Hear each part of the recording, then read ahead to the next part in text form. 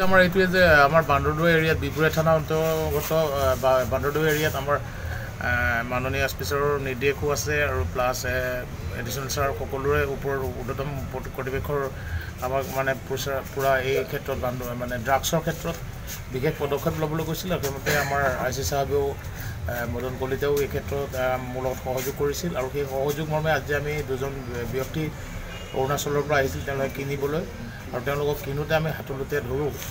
তেওঁ এজনৰ নাম হ'ল আপোনাৰ পাই তামিন আৰু আনগৰাকীৰ নাম হ'ল টানা।